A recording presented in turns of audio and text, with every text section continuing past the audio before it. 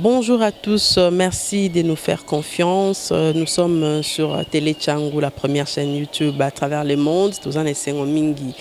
Il y a okuta na lisusu Nabino, na émission Nabino entretien. Entretien, il y a Lelo, Toyambi, coordonnateur, il y a Conscience nationale en action, Serge Goncho, P, député national honoraire, Juma Balikwisha, Zali notable, il y a Beni, Tokosolola, Mingi Boebi que Conscience nationale en action et lancaki et proclamaki année 2021, année de libération de l'Est. Il y a Mboka na biso, Est Oyo, Boebi, Batu Bazako Kufa, Mikolo na Mikolo. Alors, pour ce faire, à lancaki opération. Dernièrement, vers la fin de l'année 2020, à lancaki audit de l'armée, et si a bengaki bandeko bapesa information bazanango sur bato o bamoni bazaba étranger dans quatre armées. Ils ont recueilli des informations et na année oyo na janvier, si je ne m'abuse, ça qui marche peut ba déposer mémorandum na bango na présidence de la République.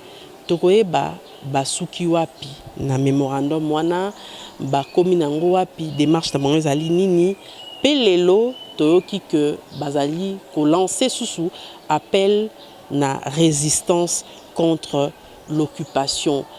C'est quoi vraiment likamango ko consister na nini démarche ni barosala nde beaucoup maso to kosola boyebi que dernièrement également Africom au beza force ya américaine et a on amboka na biso pour aider RDC et Bundisa ba ADF ou ba bengara bango ba terroriste ba islamiste ou ba ko semer terreur na mboka na biso to kolobela yango parce que coordonnateur il y a Conscience nationale en action yé azali ko croire penzate na thèse wana il y a terrorisme na est ya mboka na biso. Donc restez connectés, bon ça va précision, on a invité na biso lelo coordonnateur il y a Sénat Serge Goncho, p notable p ancien député honoraire, il y a Beni honorable Juma Balikwisha. Serge Goncho, Mbote. Mbote Mama Gloire. Honorable Balikwisha, Mbote. Mbote Mama Gloire. Alors, Nayambi Bino Lisusu, Boti ko lancé appel na front, il y a résistance contre l'occupation. D'abord pour Nanini, ko lancer appel wana bosali opération belé les losus bosali bo lancer appel il y a résistance. Qui vous dit que le pays est occupé? Alors, ndenge tolobaki depuis Ebandeli, il y a beaucoup de choses qui tournent mal dans ce pays. Et Bandi et Mzomona mingi na est ya mboka, où nous sommes envahis, batunyo sobaye biango, toyo kaka mikolonio sur les réseaux sociaux dans certaines radios périphériques, que on a tué, on tue tout le temps, chaque jour. Et puis on menace les populations bazar okima. Tant que la population bazar okima, nuitamment bazali remplacée par des populations halogènes qui viennent d'autres pays. Na ba information tozanango ezali batu bazo uta Rwanda, bamusu bazo bima ba prison ya Rwanda, bazo tinda bangwa wa butu baya ko occuper ba terre abandonnée par ba autochtones. Et puis bazo kota wana ba romata lisusu tina Ituri. Soit disant que bazo kende koluka ba terre pour les vaches, mais nasima ba vache wana c'est de l'occupation qui est en train de s'étendre. Question wana totuni ba originaire il y a parti wana mboka baza ebele baza ko confirmer yango chaque jour que c'est l'occupation qui est en marche. Alors et ce qui wana te et pe bandeli wana te en fait tolobaki pe que tomonaki période moko tolobaki likambo ya armée na biso ezali vraiment infesté d'étrangers. Nous sommes les anines, les alliés occupation. Et puis tant que tozo se rappeler histoire, tozo yebake à un moment donné, batumoko bayaka wa soi-disant pour soutenir l'AFDL. Mais au lieu que basuka ko soutenir l'AFDL, tomona bango basali une opération commando à partir de Kitona, baza koya vers Kinshasa. C'était quoi? C'était une prise de la capitale. Eza nini? Eza occupation. Est-ce que Batouana Bakenda te? Donc, dossier wana eza vraiment monene. Alors, pourquoi je te le dis? Résistance à l'occupation. Front contre l'occupation. Front citoyen contre l'occupation. Parce que ceux qui biso lelo toza baboti. Toza mwana ke mboka ezo okende. Toko kota ba détail eza ebele. Mais so bomoni ke mboka na bino ezo okende. Ba étranger batondi. Na ya Afrique, na ya bamboka mundele kuna ba mususu bazoya. Borotiki la bana na bino mboka nini. Ba comme étrangers dans leur propre pays, comme c'est déjà le cas aujourd'hui. Il y a un lobby front citoyen contre l'occupation et ni kolobake. Ba citoyen bazo conscience qu'il se passe quelque chose que l'okwana peut-être et l'équipe ba continue biso na politique et l'équipe bango na pression. Alors biso ba citoyen il faut tokota likambo wana parce que nous sommes les souverains primaires pour na kotia pour na ba konzi ya mboka et sika bango bazo kokate biso to poussa yango ndenge Mobutu alobaka le président fondateur n'est pas un magicien. Seul il ne peut rien, mais avec l'appui de tout son peuple, il peut tout. Donc front citoyen wana ezali cet appui du peuple tozomema pour na ko aider ba konzi ya mboka to résoudre problème oyo une fois pour toutes. Honorable élu ya Beni na Nord Kivu yo penza na yo yebi makambo ndenge lekaka kuna. Est-ce que réellement le pays est occupé? Bon, merci beaucoup, Maman Gloire. Le pays est occupé, on peut dire oui. Dire oui, ou alors peut-être c'est mieux pour la bonne compréhension. Toloba que infiltration eza makasi. Eza makasi na armée na biso. Na ndenge nini? Toyebi histoire ya mboka na biso. Depuis AFDL, CNDP, RCD, M23, mais bamadolo bakaka babitumba nyonso wana bamadolo bake eza Rwanda ezo salisa ba Congolais pour na changer makambo na mboka. Mais curieusement leur bitumba isili toyo kokuta batwana bayaki balubi baye ko salisa ba Congolais mais babongwami bakomi ba Congolais pe ba to bando mwana bango na armée.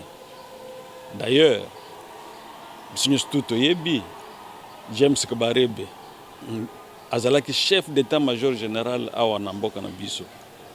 Alors que lelo aza ministre de la défense ya Rwanda, donc aza rwandais.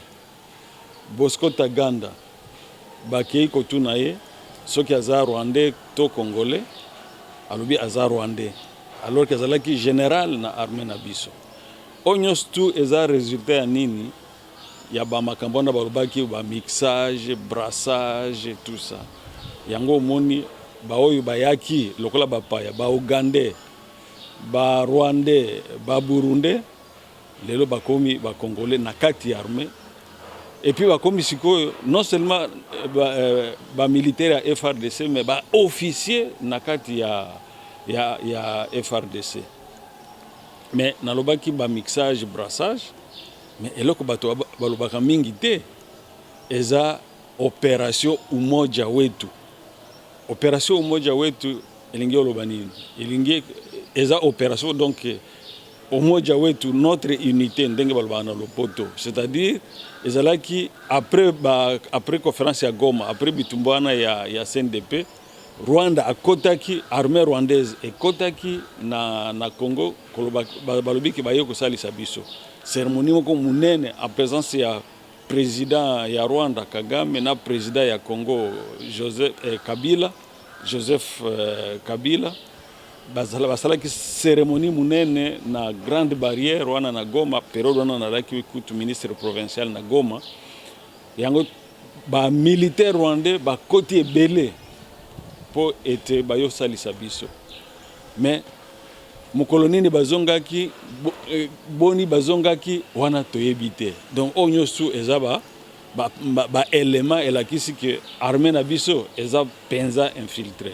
Donc pour ba militaire wana bazonga il faut ka balakisa na télévision. mais l'air bakotaki balakisaki bango na télévision. Sikoyo l'air ozonga. Ba ozonga donc clandestinement. Non. Il faut bazonga peu officiellement. Toyeba ke bayaki 10. Bazongi 10, to bazongi 3 ou bazongi 4. Même en dehors de ça, rapport à Tamoko nan to monate balobi ke bon voilà retrait ya armée rwandaise et zongi epana bango bazalaki boye bazongi boye po bamususu bakufaki biloko boye.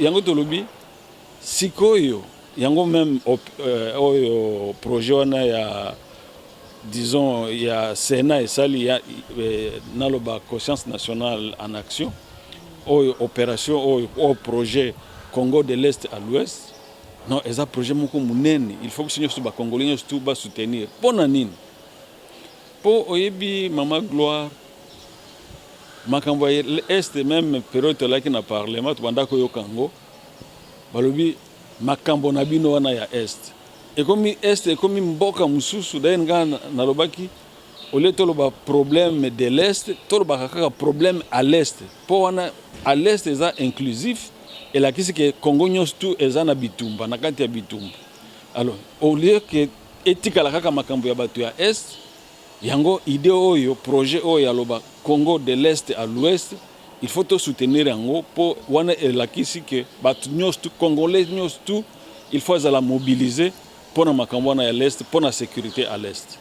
Alors comment maintenant expliquer président rwandais Paul Kagame tango bato nyonso bagangaki o ba militaire rwandais bamoni bango na mboka na biso na Est ya mboka na biso alobi baye pamba te soki baye c'est que na gouvernement na biso to état na biso endimi ke bazal.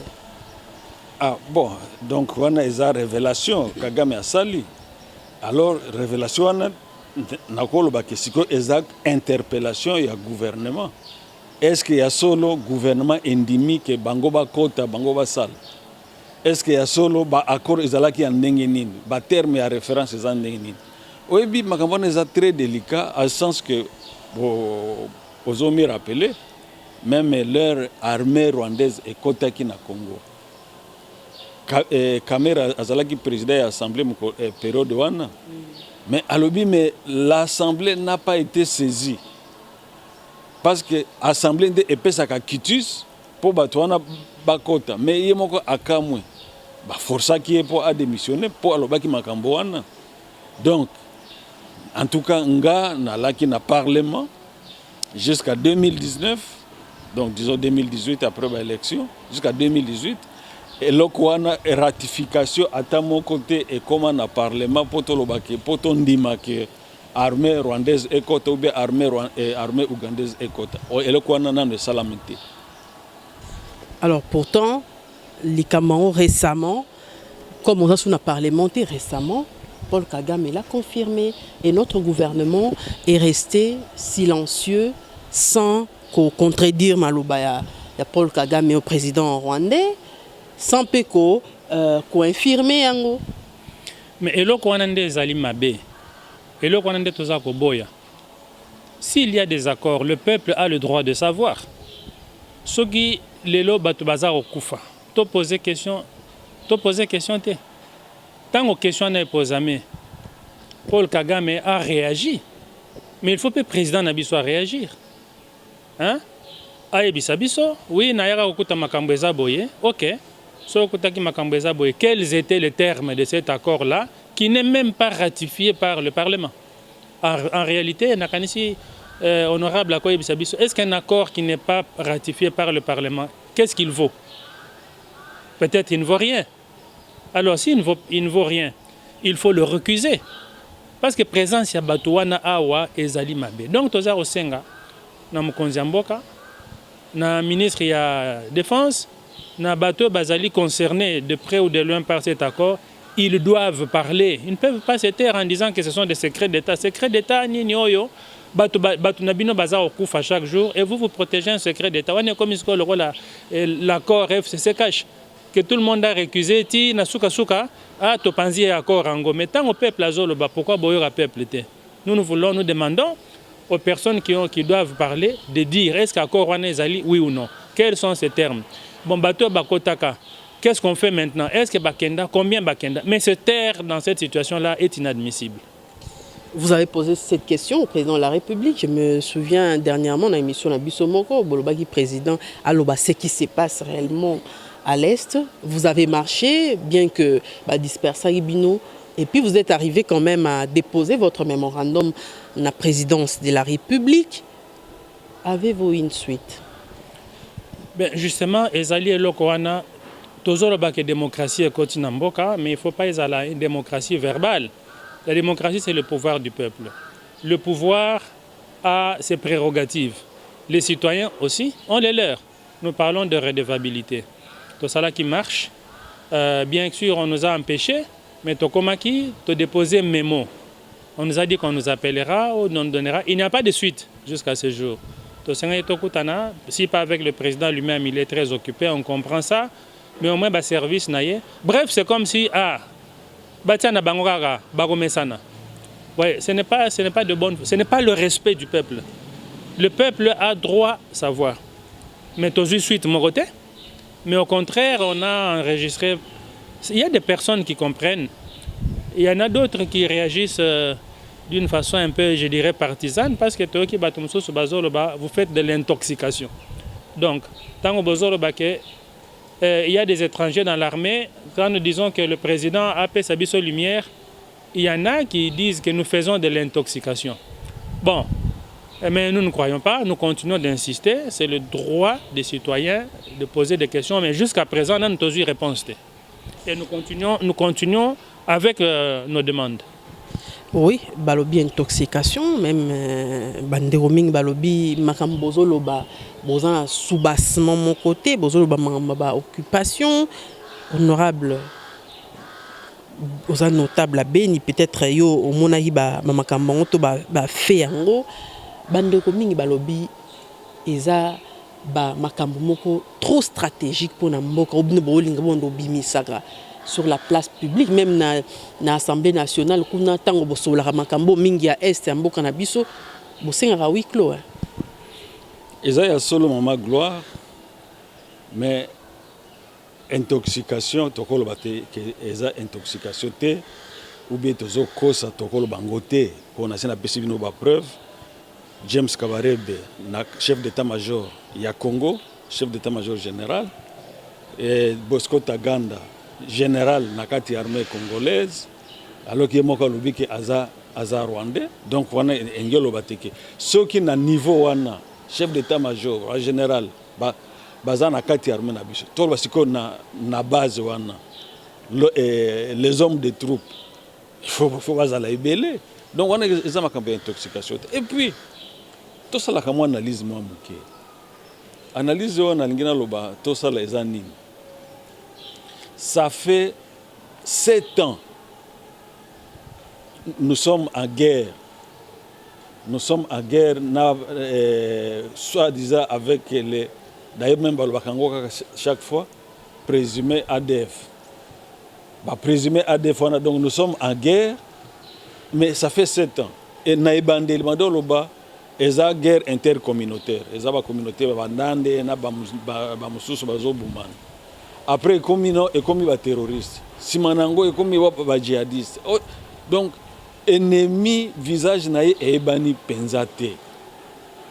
Et puis, Moussous Baloba, non, guerre est une guerre asymétrique. Depuis 7 ans, vous voyez que c'est une guerre asymétrique. Nous avons adapté Makambouana pour que finalement, Bitumbaana ici. Enfin, il y a une loba. Oh, Makambo a une guerre asymétrique. Ezo wapi po bazo mundisa biso effectivement munguna azo yebana te soki aza wapi soki za nani, mais curieusement ba militaire na biso bazo kutana na résistance moko farouche sur terrain ou bien bazo kweya na ba embuscade ebele azobi non soki eza bongo, donc il faut que munguna azala na kati ya armée na biso. Yango on a même action na koloba ke audit de l'armée koyeba nani aza nani na kati ya armée, même toki ni musika te mboka eza na kati ya bitumba mais ndenge nini mosolo bazotia mpona bato oyo bazobunda bazodetourne yango wana eza sabotage te wana eza stratégie te donc ya kooccupe armée na biso mpo oyo projet balobaka ya balkanisation ezala concrétiser donc tokoloba makambo ya intox te les faits sont vrais et vérifiables et que ce soit les Rwandais et même les Ougandais d'ailleurs même il faut voir makambo wana bitumba wana ezalaka makasi na frontière entre le Rwanda et le Congo entre l'Ouganda et le Congo ce que omoni côté ya Ituri wana na nord-est eza frontalier na Uganda mais mikolo oyo bitumba ezosala ya makasi et puis mama gloire na tamuso na kosukela wana et puis boyebi ke Tanzanie abenganaki réfugiés rwandais bazalaki na Tanzanie abengani bango bakei bafandi na camp kuna na Rwanda mais bato wana basi bapumbwe na nature toyebi te soki bakenda wapi mais eyebani sikoyo l'air tubanda ozala na mouvement ya population ezouta balobi banyabwisha donc na Ruchuru bazokende koluka bilanga na Ituri tubanda oloba bokeba wana ifo ezala déploiement bazosala bato bazolo no bino bolingaka bato baleka epa na bino te ndenge nini bazoloba boye eza bakongole mpe bazoluka bilanga na bite wana eza déploiement la preuve après opération wana bitumba ebandi na Ituri ti lelo oyo moto ezopela makasi na Ituri donc omona soko otali très bien baélément nyonso tu wana elakisi ke effectivement mboka eza infiltré bamilitaire na biso soki bazokoka te kosilisa bitumba wana eza po te bainfiltré baza na kati yango bazoinforme bato bazobundisa biso mpo armée na biso ekoka te ekweyaka mikolo nyonso tu na kati ya embuscade mpona makambo wana. Serge Goncho, au dénombraki dernièrement 2500 officiers rwandais to étrangers toloba na kati ya FRDC. Omoni te que eza ba déclaration moko grave au sali bandeko balobi komi kolanda komi sur les pas ya ndeko Ngwanda oyo alobaka makambo ya occupation makambo ba Rwandais makambo ya nini wana ozwi ba chiffre wana wapi gouvernement mutepesi yo. Bon, d'abord ngai Honoré Ngwanda na yebi ndenge biso nyonso yebaka ye à l'époque ya Mobutu. Après ça, je n'ai aucun contact avec lui, mais je n'ai non plus aucun problème avec lui. Moi, je pense qu'il ne faut pas répondre à une vraie préoccupation par une diabolisation. Hein? Pour les lots, si on peut diaboliser les gens, ceux qui sont aujourd'hui, qui ont fait FCC, qui sont même aujourd'hui na Union Sacrée, ils ont été à la même école qu'Honoré Ngwanda. Donc, jugeons le fait et non pas les personnes. On peut juger les personnes après. Bon, makambo Ngwanda lobby, eza solo eza lokuta, qu'on nous réponde là-dessus. De toute façon, moi, je ne suis pas son disciple, mais c'est un compatriote. Si j'ai l'occasion de parler avec lui un jour, je parlerai avec lui. Et ça, ce n'est pas un problème. Au Tonira, il y a 2500 officiers Nazu Bachif Wanawapi. Je me demande même, il y en a qui ont dit non, là tu as exagéré. Je ne vais pas entrer dans les chiffres parce que moi je vous dis qu'il y a ceci. Tant on lance opération Wanake, il faut dénoncer. Jean Goubal Koutalobaki, opération Fundandoki. Mais il y a des gens qui écrivent. Vous voyez? Et il n'y a pas que des civils qui écrivent. Même au sein de notre armée, les gens savent. Ils disent il y a boye boye. Mais les chiffres sont divergents. Mais ma question est celle-ci. Ce qui boye qu'il y a 10 officiers étrangers dans votre armée, parfois même à de hautes fonctions. Or le bagaza mouké, donc ça ce n'est pas alarmant, on va continuer. Même s'il y a un seul. Et là, il y a bien un espionnage.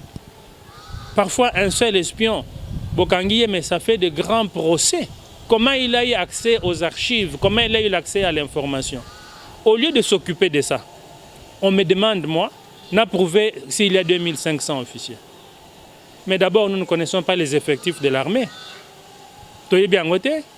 les chiffres sont trafiqués, Bambong et Kendeke, on ne sait pas où, parce qu'ils ont business Yabato. Maintenant, moi, je vais me donner la peine de commencer à chiffrer comment. Il est vrai qu'il y a beaucoup d'officiers étrangers dans notre armée et qu'on ne me pose pas cette question. Tant on rentrait au Salema, rentrée parlementaire, Togo Memana, ici déjà, le nouveau président du Parlement, c'est Mbosso. Il y a déjà que Tozo Yakuna. Tozo ya koti ke la yepe asala musala na ye. Les enquêtes parlementaires. Bossala on ka po boye que ministre boye a 1 million de dollars où il fallait député balia. On a des enquêtes. Mais quand on vous dit qu'il y a 2500 officiers, vous ne faites jamais aucune enquête. Pourquoi? Pour le moment, Tozo Senga Makamboyo et pas le président Yemoko parce que c'est l'autorité suprême et que le Parlement était un peu en débandade. Mais ça peut moussaler au Parlement. Quand les citoyens se plaignent, qu'ils aient raison ou qu'ils aient tort, vous devez faire votre travail, c'est-à-dire mener des enquêtes pour dire non, ma préoccupation est qui fondée. Mais venir me poser la question, c'est-à-dire vous refusez en fait de faire votre travail. Et ça nous cautionne que quelque part vous êtes en train de couvrir ces étrangers qui sont au pays. Donc moi je peux vous accuser de connivence et je dois le faire parce que le sang de mes compatriotes est en train de couler. Je ne vous dis rien. Ce qui vous préoccupe, vous, c'est dis-moi aux gens qui chiffre Wanawat. Ça, c'est une question inacceptable. Vous avez dernièrement menacé au Makas, mais vous continuez. Mais effectivement, à ma gloire, Nazoa qui a un message par un certain Nabo Sani Kombonaye qui se présente comme Banyamulenge, Munyamulenge, au singulier c'est ça. À l'objet, tu es nazi, il faut cesser de diffuser des informations mensongères sur les innocents Banyamulenge dont vous êtes en train d'appeler le génocide. Montre-nous les preuves qu'il y a 2500 officiers rwandais. Naza nango na téléphone nanga. J'ai les numéros. Mais je pose la question. Moi, je parle d'officiers rwandais qui sont dans l'armée. Comment se fait-il que les Banyamulenge, en supposant que l'homme dit vrai, peut-être que c'est une blague, hein? Mais les Banyamulenge sont, d'après ce que le président avait dit, ils sont des Congolais. Bon, moi, je parle d'officiers rwandais.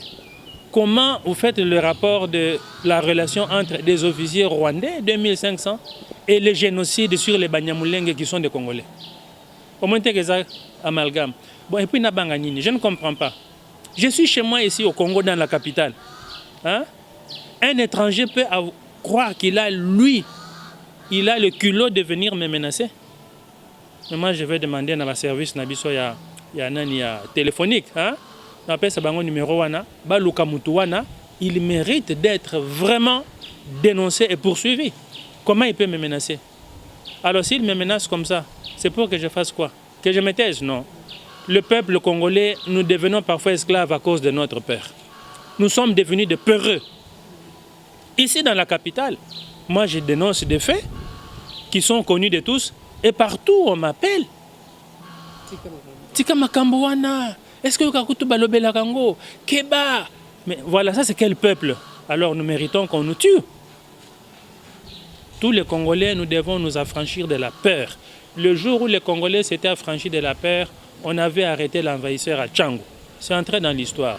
Il faut que les Congolais alongolako Kobanga. Nous sommes chez nous.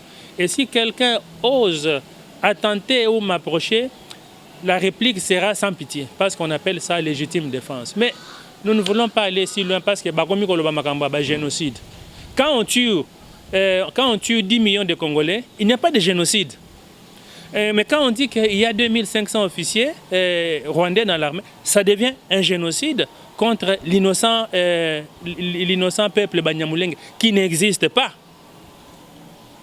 Est-ce que les ATP, Parlement, le gouvernement, le Moko, et comme ça, les Cambo, il y a insécurité dans l'Est, tabou, ils en ont Parlement honorable, Kolobelango à huis clos. Parlement, pour débattre, nous sommes les canaux de télévision, mais comme Maramboana, la population a yokate, sujet tabou. Ba mission parlementaire Bossalaka. Pourquoi suite à la raté? Qu'est-ce qui freine à niveau ni? Oui, merci Maman Gloire.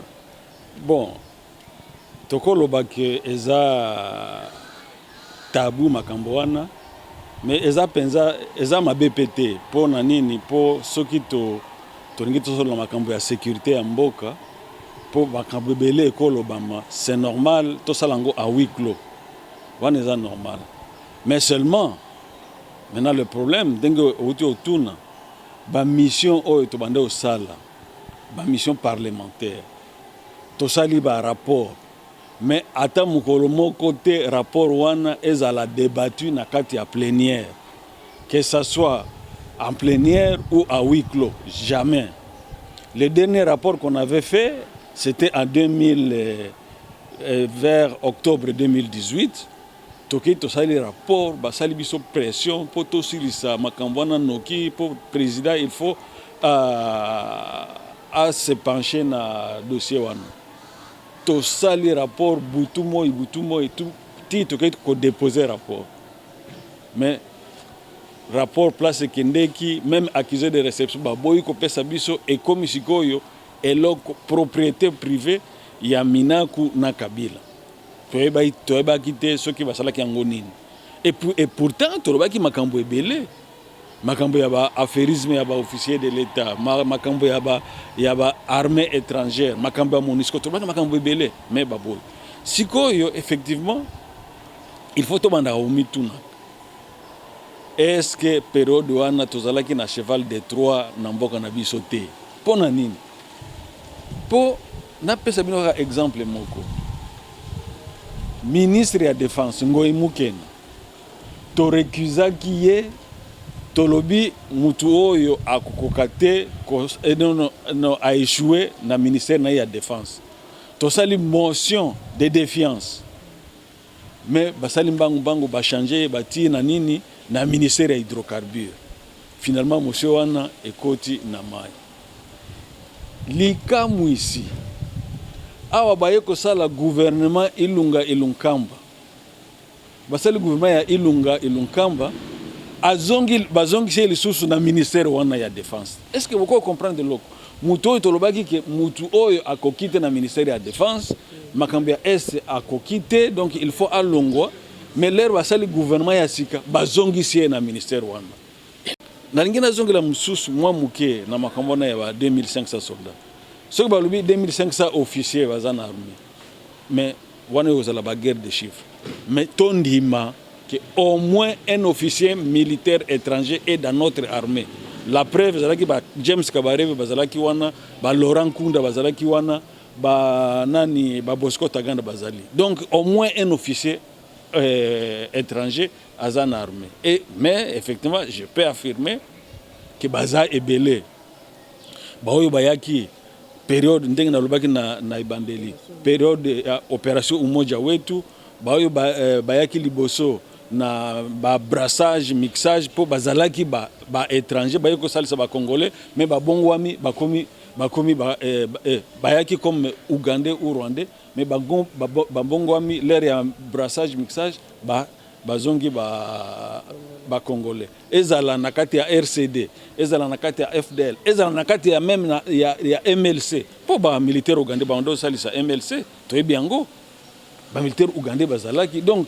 na ba opération wana en tout cas toza sérieusement infiltré donc ceux qui parlement afandeli makambo wana malamu te ceux qui pe gouvernement elamuki te ilgioloba sikoyo tozo kota na concrétisation ya balkanisation donc to fongola miso et yango même mémorandum mwana tumemela ki président d'ailleurs nakamwe ndenge nini tisiko nanu ba invité biso tokende ko solo na bango yasuka mama gloire l'air ozo discuter même na ba moko na ba ministère ou bien na entourage ya ba autorité na ba institution mais ozo mona que bazo tirer ba leçon te koloba 6 ans 7 ans dira tozo kokate problème ezanini mais bazo kende toujours avec les mêmes méthodes bazo changer te.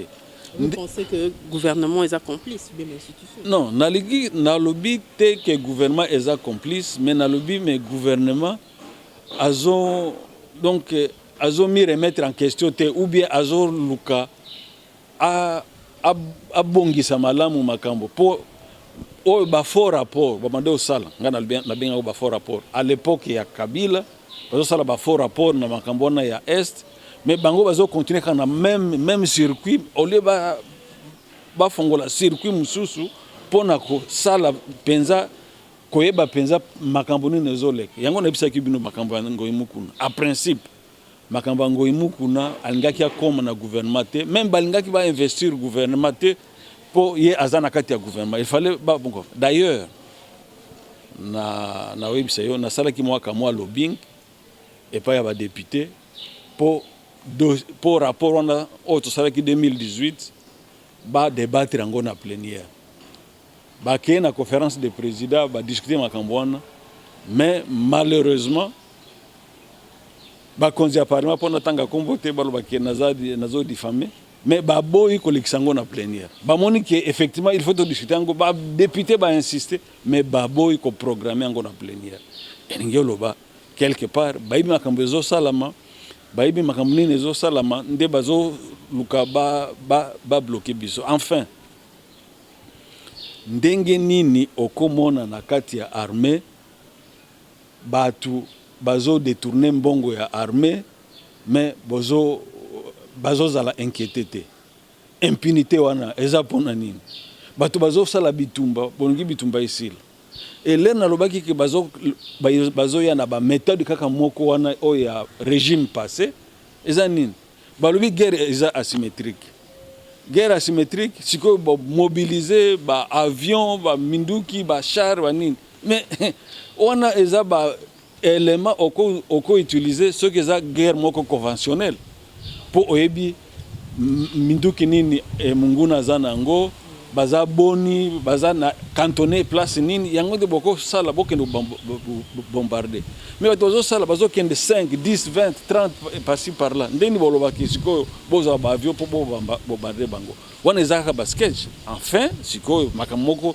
ya mutu ya mama gloire il faut mona ngo mais armée pona nini parfois azosala ba fort rapport ndeni ba fort rapport awa dernièrement balakisi biso na télévision ke bakangi ADF moko kombo na Ismail bakangi ye na nini na Kasindi Port eza na lake oyo salaka entre Congo na Rwanda donc na frontière pembeni ya Uganda frontière entre Rwanda et Uganda mais ceux qui ont tali ba image wana mama gloire au mona 3 images différentes ya kaka mutu wana première fois bakangaki na Kasindi Port deuxième fois alobi aza Ugandais non bakangi na no azalaki ubie mutu abune et pas na bango ezala na bune donc non même combo heureusement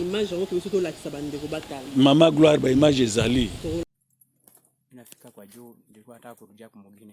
Unatoka wapi? Natoka Kupori. Wewe ni nani? Mimi niko ADF. ADF nalo. Unagombanisha FARDC.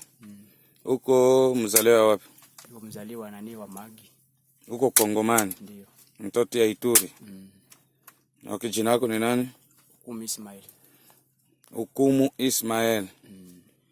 Okay, na mwenye alikuingiza kwa movement ni nani? Iko mzee wangu, baba yangu mzazi. Baba yako, jina lake nani? Jina lake nakuwa Adam. Wewe uko mtoto wa Adam. Adam nani? Toka Adam Mahmud. Adam Mahmud. Anaikala wapi? Anaikala Bunya. Bunya mkarche gani? Anaikala kwa Chinjia. Kukinja. Pale njoka. Hiyo nafanya kazi gani? Kazi yake gani? Anakuwa kasavili kuna natumika. Anawaka reparateur. Reparateur ya nini? Ya nania motogari, makamio. Donc eko mekanisien kuna atelier yake ya mekaniki. Ndio. Hii arme ni yako au bien ya FARDC? Hii arme iko ni yangu, walipatia mimi kutoka huko. Unafanya miaka ngapi kule Kupori? Miaka sasa mimi namaliza mwaka na nusu. Namaliza mwaka mmoja na nusu. Okay. Unasema jina lako nani? Ismail. Ismail nani? Hukumu. Hukumu unatokea ngambo wapi? Lunguba. Lunguba, huko unafanya kazi gani Lunguba? Ninafanya kazi Kupori kule. Kazi gani? Eleza bien. Ya ADF. ADF. Umefaa miaka ngapi Kongo? Inafaa 15. 15. Uliingilia Kongo kupita wapi? Njia Mtwanga. Njia Mtwanga. Kufika Mtwanga ulipita wapi au kumpaka kutoka Uganda? Iko kotea Nobili. Nobili njoo uliingilia? Ndio. Wewe uko ADF kutoka Uganda pande ya wapi? Arua. Uko Muganda kutoka Arua. Sasa mipango wako Mkongo iko nini? Ya kupigana. Kupigana. Sasa mshahara gani unapata ukipigana Kongo? Bado pata mshahara. Bado pata mshahara. Wewe unafika hapa Kasindiporo kutokea Alungupa. Umefaa siku ngapi Alungupa? Nimefaa siku wiki moja. Wiki moja. Umefika Alungupa. Maana hii vita yote ambayo inapitikana Alungupa wewe unafaa. Sasa wakati wewe unafaa Alungupa ile chikundi yenu jina yake nini? Jina nani? Ya chikundi yenu. ADF hiyo ni kundi gani ambayo inapatikana Alungupa? Iko ya nani ya umoja. Ya umoja. Nani aliunda hiyo kikundi? Iko Elias. Elias nani? Rukwago. Anakaa wapi? Yangali kwa pole huko. Ana ranga gani? Iko na ranka ya nani ya meja. Ya meja. Sasa anawaelezea nini juu ya Baba makasi. Anawaelezea nini? Anasema tuendelee. Muendelee. Muendelee kufanya nini? Tuendelee kugombana. Kugombana. Baba nani? Kugombania inji. Mnatafuta unda inji mpya ama mpya? Mna lengo gani? Inji mpya yetu. Jina yake itakuwa nini? Jina inji itakuwa nini? Jina? Alikuwa bado pia jina. Nani anawasupport sasa huko? Njoo bado yuko mkubwa wetu Elias. Elias. Ni nani sasa anawaletea vitu, chakula, kila kitu yote? Iko anataka Sami, iko Bunya huko. Dadake Sami. Yeye anataka Sami. Ni Sami ndio anawaletea chakula. Ni nani Sami? Yeko Bunya huko. Ni nani? Sami ni nani? Analetea kunjia. Anawaletea chakula kwa gari. Gari zinatoka wapi? Zinatoka Bunya. Zinatoka Buni. Zinaleta chakula mingi wanaletea tu kwa njia. Mnakia mnachukua mnaingia kwa pori. Sami ni nani? Ni raia, ni jeshi? Iko raia. Anafaa kazi gani huyo Sami? Yeko Bunya hapo. Iko Bunya. Ni Kongomani ama ni Muganda? Ni Kongomani. Haujui jina yake kingine? Mimi najua moja hiyo. Ndio. Maana hiki kikundi ambacho kinapatikana hapa Alungupa, lengo yenu huku kwa sekta huku ambako mko na lengo gani? Tuko wasaka kama 100 na kitu hivi. Mko watu ngapi? 100 na kitu.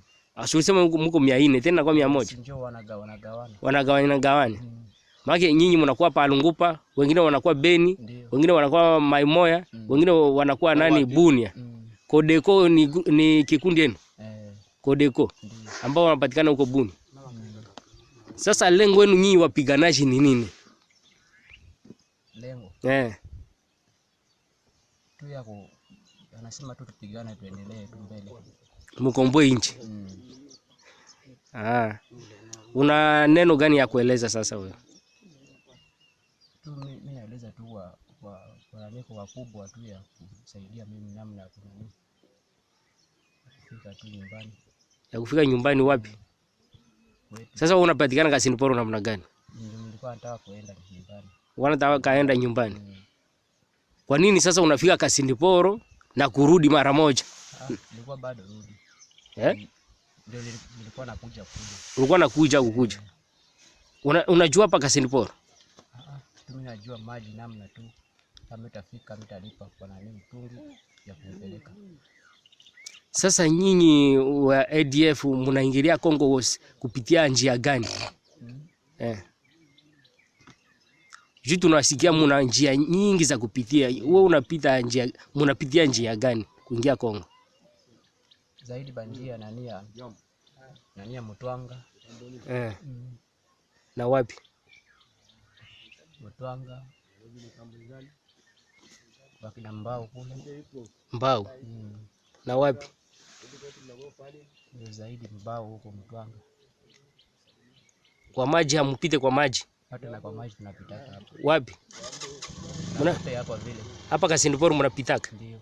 Kwa mitumbu mnatokea saidi ya Uganda. Sasa Uganda nani ndio wapatia njia mwingie huko? Kuna wakubwa iko. Wakubwa huko Uganda.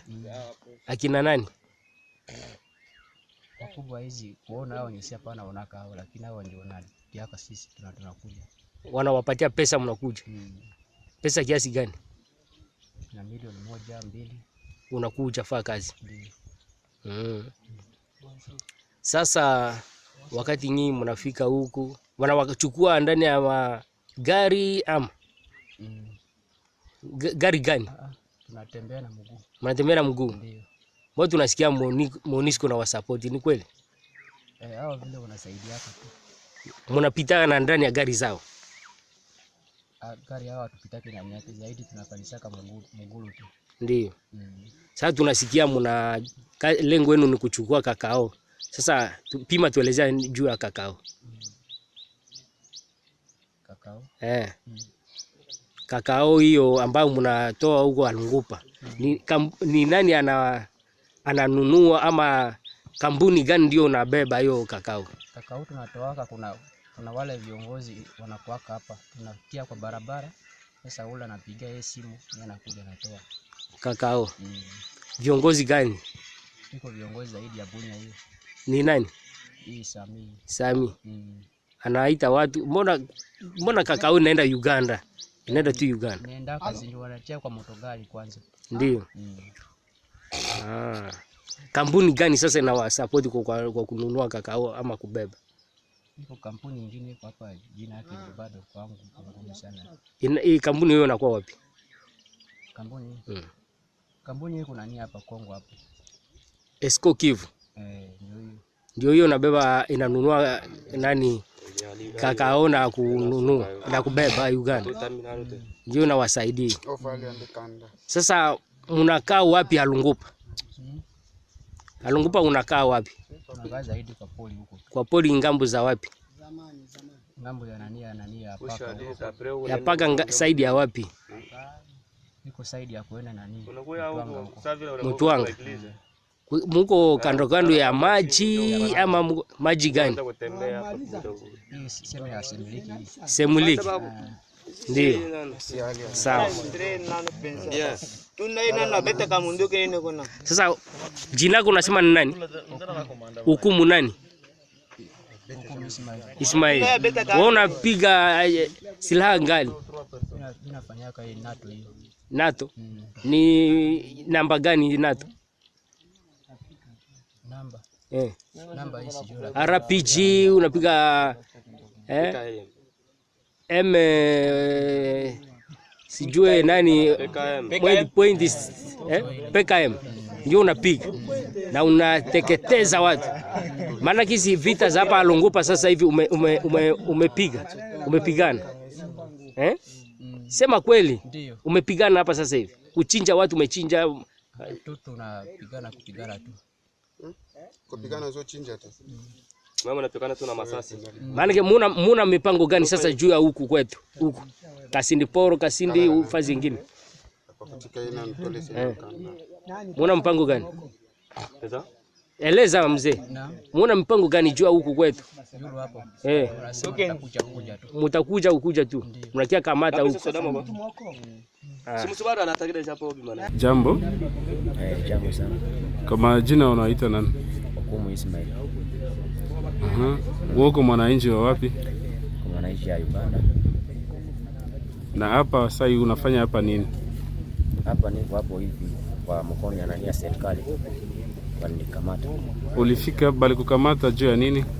Wanikamata kutoka Kasindiporo. Nilikuwa nataka kuvuka nini Uganda. Juu nilikuwa na mtu mwenye alinituma kutoka nini Uganda. Mbele ya yote kwanza mimi nilikuwa kwa kikosi nani ya ADF hiyo. Mimi nimeanza naye miaka 3. Alafu mimi nilikuwa na viongozi wengine niko kwa nani kwa Uganda huko. Alitoa kwa msituni, nianze kuwa natumika na yeye pamoja kazi kutoka nini Uganda, Kongo kuingiza vitu. So hiyo ndio kazi mimi nilikuwa nafanya. Sasa shabaha yenu nini kama vile ADF ni gani kwa raia wa Kongo? Shabaha kwangu kwa nani mimi kwa sehemu yangu siwezi kujua, isipokuwa wakubwa wetu ndio wanajua. Na kule kwa ile kikundi unafanya miaka ngapi? Huko mimi nilifanya miaka 2. Na mule miaka 2 tayari ushaka ingia katika fasi kwenye watu wanachinja watu? Ilikuwa bado sijawahi kuingia. Toka pale njoo akanipatia kazi ya kuwa natembea na yeye pamoja. Mimi naingia Uganda, tunaingia Kongo hivi hivyo tu. Na wanawapa pesa? Pesa wanapatia. Pesa ngapi? Pesa wanapatia sasa kama dola 300 hivi kwa mwezi. Kwa mwezi. Sasa hiyo pesa mnafanya nazo nini huko porini? Namna kule hivi na kwa tu namna hao wenyewe, kama kuna kitu anataka kununua ananunua. Na kuna watu ambao wanatoka jijini huku wanawaletea vitu. Wako iko mingi sana. Wanaishi ndani ya mji. Zaidi wanaishi pia ya mjini. Kwa majina? Bokomo Ismail. On a 3 images, même à des dates différentes, même avec des tenues différentes, mais la même personne, heureusement, a changé qui comboté. Il y a une chance na bisote. Il y a un lobby, non. Gouvernement, na lobby que baza complice, mais gouvernement a fondé la miso et le vrai. Alors, balobi likambo bino bozo kota ata bo lo baké à guerre asymétrique ba bien des complexes likambo estango complexité on ba bino comme bozana tous les éléments té moi bo comprendre ngo ezate yango bozo lo bakaka boé mais toyoka ki pe dernièrement chef de l'état tonga bingisa officier alobaki ki akotala la pe mambo abando tala na kati ba étranger bolanda ki yango té comment vous avez reçu information Bon, le président de la République, tout le monde lui fera toujours crédit de sa bonne volonté. Hein? Moi, le premier. Nous lui ferons toujours crédit de la bonne volonté, mais entre vouloir et pouvoir, il y a parfois un monde. Le président, Toyebi Azamwa Namboka, Baboti Naye, Bazaba Namboka, on ne peut pas en douter. Mais il a dit à Kotalela. Mais à ça, il y a une urgence quand même, il y a une notion de ce qu'on appelle urgence. Parce que chaque jour, quand vous reportez, comme une procrastination, c'est-à-dire remettre toujours à demain. Mais entre-temps, ceux qui tuent ne font pas le report, disent non, non, et ils tuent chaque jour et ils occupent chaque jour. Donc le président, c'est que nous lui demandons en tout cas qu'il fasse un effort pour que ces promesses soient concrétisées aussi rapidement que possible. Nous disons qu'il fasse un effort. Parce que j'en profite pour rappeler Likambouya Minembwe, l'un des problèmes qui a soulevé vraiment la population ici. Il s'est rendu sur place, il a fait une déclaration. Toka Kiango, j'envoie ici une commission spéciale avec des experts mais venant d'autres provinces pour résoudre ce problème. Ça fait combien de mois? On dirait que les Kambouya Minembwe est là libre. Ou bien est-ce que tout le bague président, le bague pour aller lisa bomamoto, pour y bomagamoto kakame. Ça nous avance à quoi à bomamoto. Donc il y a le président, il promet, mais nous voulons maintenant voir concrètement. On va terminer pour Tango Ezasusu Nabisote, Likambo Africom. Honorable Balikwi Chalobi. ADF, ADF on va islamiste, djihadiste. Bon, bien que on va présumer ADF, mais djihadiste. Alors force américaine et Sungamoka Congo pour lutter contre les djihadistes wana. Quand même,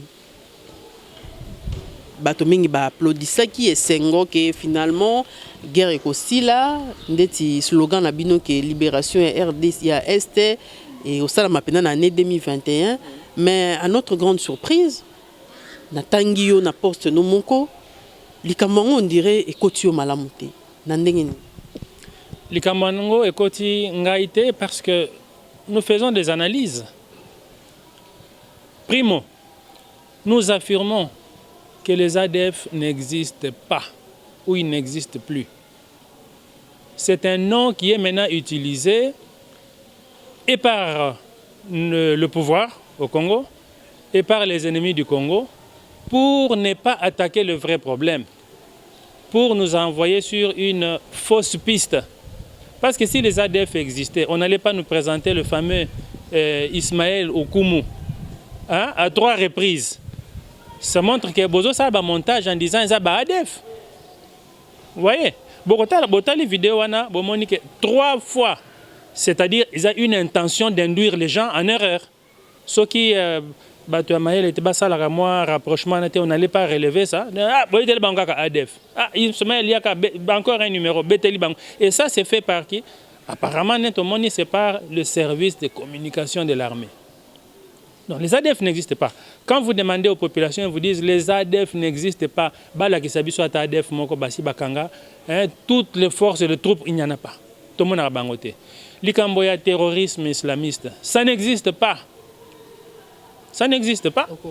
Ça n'existe pas. Terrorisme islamiste, et ça coexiste. Là, vous voulez nous créer encore un problème pour nous distraire. S'il y a un terrorisme au Congo, c'est le terrorisme des Rwandais qui viennent ici et qui ont disons, popularisé l'arme blanche. Vous voyez, c'est ce mais est-ce que vous entendez parler de ce terrorisme-là? Non, on n'en parle pas. On veut nous montrer... Non, terrorisme, il y a l'islamisme et le terrorisme avec les islamistes. Ça, c'est le problème des Américains. Nous n'en avons pas ici. Nous avons beaucoup d'amis qui sont des musulmans. Nous avons un petit frère musulman. Est-ce qu'il y a un problème? Africom peut résoudre ce problème. Est-ce qu'il va s'attaquer seulement aux islamistes ou bien à tous ceux rebelles au bassin Est? Africom ne va pas s'attaquer à ce problème. Africom est venu pour les intérêts américains. Les Américains ont besoin de s'asseoir dans cette partie-là, qui est très intéressante. Les Américains, les Chinois, les Russes, les Iraniens, tout le monde, nous comprenons que c'est dans son droit d'utiliser sa technique, mais il donne le prétexte de terrorisme islamiste. Moi, je ne crois pas à ça. Et il n'y en a pas, il n'y a pas de ça. Au contraire, si l'Amérique veut nous aider, que l'Amérique se souvienne que ceux qui ont fabriqué Kagame, avec l'AFDL, Tibakota Awa, c'est eux, sous l'époque de Bill Clinton, avec Tony Blair. Ils doivent se souvenir de ça, alors qu'ils nous aident à neutraliser Kagame, mais pas nous envoyer sur des islamistes qui n'existent pas. Pour le reste, la diplomatie, on peut discuter. Si l'Africom veut venir ici, bon, mais chacun défend sa cause. Mais qu'on ne nous distrait pas. L'Africom, elle peut être la bienvenue, ça sont des accords internationaux, mais qu'on ne nous distrait pas comme si c'était une grande réalisation. Pour moi, l'arrivée d'ailleurs, l'Africom, ce n'est pas aujourd'hui qu'elle arrive ici. L'Africom est dans cette région-là depuis Kalaba. Joseph Kony. Vous connaissez Joseph Kony, non? Oui. Si le Lobazoy était, alors c'est aujourd'hui qu'ils vont attraper des islamistes qui n'existent pas. Honorable Djouma Baloupicha, présence, il y a Africom, présence, il y a MONUSCO. En fait, MONUSCO de Gézalaka. Il y a Africom, mais on a des trottés. Oui, ils ont des trop, Maman Gloire. En fait, et là, on a zomi tuna. Pourquoi kaka lelo nde balobi Africom ou bien américain balingi ba kota. Alors que eloko na yebi banda kala américain soki ayoki ki ba terroriste baza quelque part azwaka pongite. Il faut akende ko intervenir. Pona nini ba terroriste o ba madolo bana na kati ya Congo, ça fait 7 ans ba bouger te. Soki ba bouger kité, c'est que bango moko ba na ba renseignement na bango. Bayebaki ke terroriste wana azali te. Mais bakangaki Jamil Mukulu na Uganda. Jamil Mukulu nde balobaki nde azalaki numéro 1, si pas numéro 2 ya ba ADF. Mais ya kokamwa ti leloyo gouvernement congolais nano a réclamé te que Jamil Mukulu wana azonga. Uganda nde akangi epanaye. Olia zongi sai place abando sala mabe eza na Congo. Pona nini bazotinda na Congo te? Po toyoka ye po alobandeni ezali. L'air même to affirmer que ADF n'existe pas. Mais c'est clair. si vous vous rappelez bien, Mamadou Ndala, après opération na ba M23, alobaki akeko silisa ba ADF na Beni. Akei na ba troupe na ye, ba bando sala ba plan opérationnel et tout ça. À la veille, l'air aningi abanda siko ba opération ba bomie. Ba bomie eloko moko esalamité. Ye moko général Baouma, tous les deux d'heureuse mémoire. Général Baouma ye abundi na bango, abeti bango, ye moko l'air asilisi alobi makambo na ADF na silisi yango. Bayo batikali na zamba tamsi kozala à peu près 2 à 5%, mais nzala ekokimisa bango kuna na zamba. Donc bazali sous na force de mon côté. Donc ye moko a confirmé asilisi bango. Yakoka maman gloire général Baouma babomie babomie juste après mort à général Baouma batouana siko baye ba reprendre avec force. Mais batouana ba silisaki force wana bazui yango wapi. Donc il ngi olobake ezaka ka ba ADF ezaba ADFT eza une troupe étrangère qui est en train de nous massacrer. Et même il y a eu des éléments quand il y avait les massacres, la résistance même farouche contre ces gens-là à Eringeti. On a eu des rapports qu'il y a eu même des blessés des militaires ougandais dans l'armée et dans les hôpitaux ougandais frontaliers avec la RDC vers Batalinga Kamango. On a eu ces rapports. Mais pourquoi ne pas poursuivre ça? Pourquoi on s'était au lieu d'essayer de poursuivre? Autre chose. Les FRDC, non. Les FBI avec les militaires tanzaniens. Balaki na Semoulik.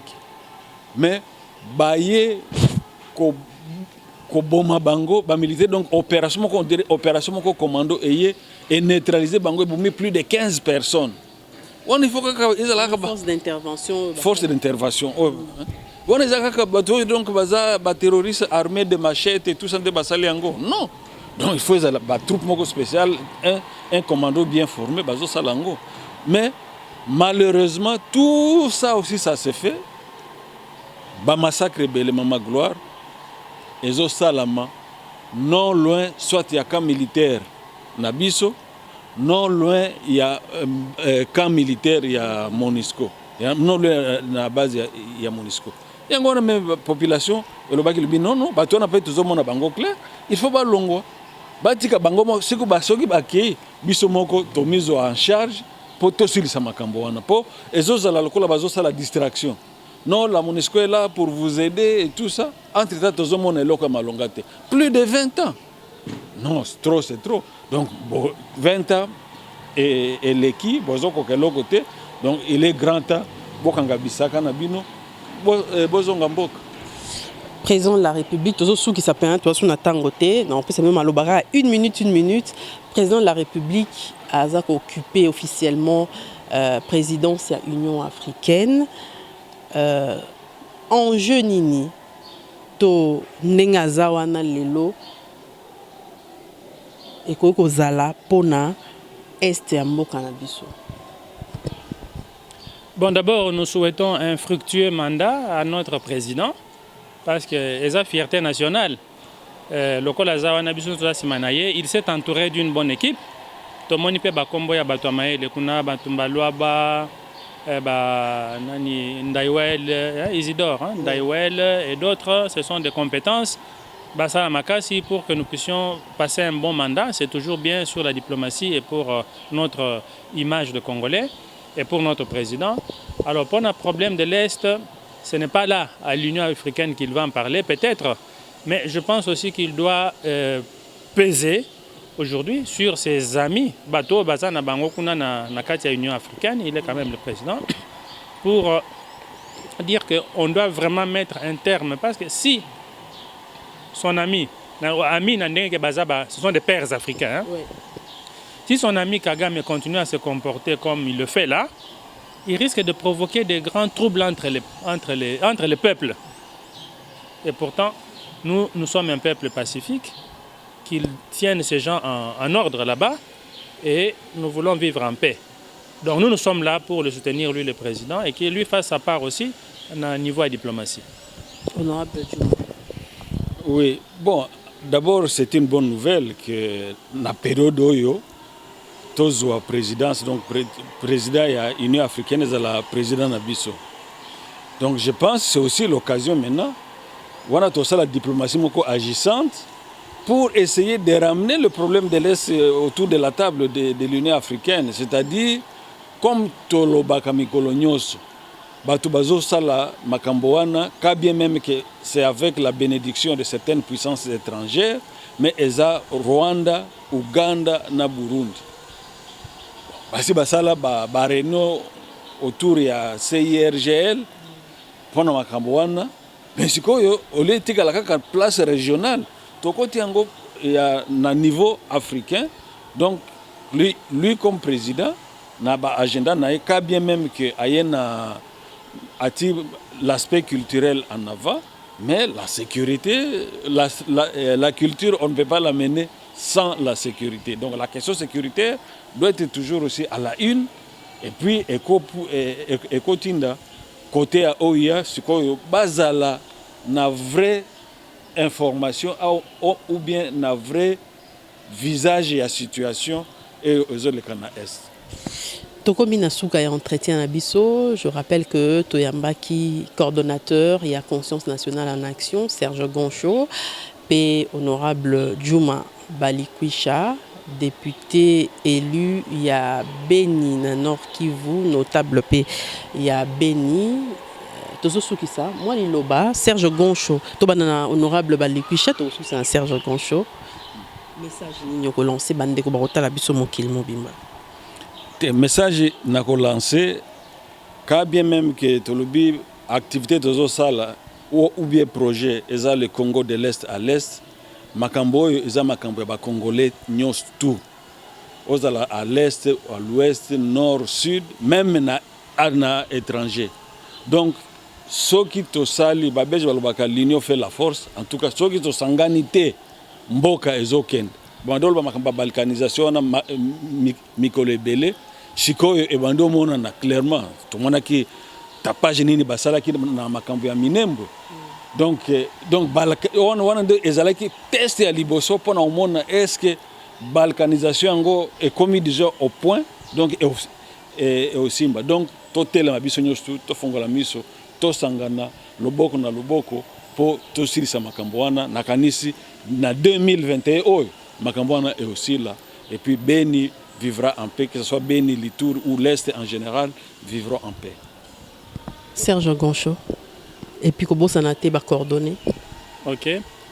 Tout ça relancé un message dans le peuple congolais, message au feu président et héros national Laurent Désiré Kabila Lobaka. Prenez-vous en charge. À Lobaki, tout le monde doit prendre les armes. Le peuple doit se mobiliser. Tout le monde se préparer pour confronter l'ennemi. Dans chaque village, les gens doivent prendre les armes, même les armes traditionnelles, les flèches, les lances et autres choses. L'essentiel est d'écraser l'ennemi parce que sinon on va devenir l'esclave de ce petit messier de Hutu, de Tutsi plutôt. Mais la première arme, c'est la prise de conscience, de savoir que nous avons un problème, et puis la solidarité. Toujours bien acteurs politiques, partis politiques, et Morope Tokanisanan. Imaginez-vous que vous ne parlez que de vos sièges. Hein? Vous ne parlez que de vos sièges au Parlement, des postes dans l'Union sacrée. C'est quelque part... je manque même des mots. Hein? Je manque même des mots. Tolingi que prochainement tant aux ça l'activité pour Beni. Tout le monde a binopé UDPS oye, au Simbili Baya, je suis Beni. UDPS, je suis Beni. Tolingi ACLP oye, je suis Beni. Tolingi MLC, je suis Beni. Tolingi MCSD, je suis Beni. Tolingi Palou, Bola qui s'appelle que vous vous occupez de ce problème du pays. Et ce problème n'a pas de citoyenneté. Et ce problème n'a binopé. L'union fait la force. Tu reçois en 2023 tant au Kende élection. C'est normal. Mais awa ezali likambo mabele, nous voulons l'unité. Ba Congolais au boza libanda la même chose. Tous à la uni parce que biso to lobi que 2021 ezali année de libération il y a est. Alors pour nous contacter biso tozo pesa bino pour le moment le numéro de téléphone par lequel vous pouvez nous joindre par WhatsApp ezali 081 27 22 490. Bien sûr, ceux qui ont les bandes à préfixe 081 27 22 490. En tout cas. Merci Maman Gloire. Merci Nabana Kombo. Merci Maman Gloire et Sengo. Comme on a eu en direct, donc on a ce peu litro.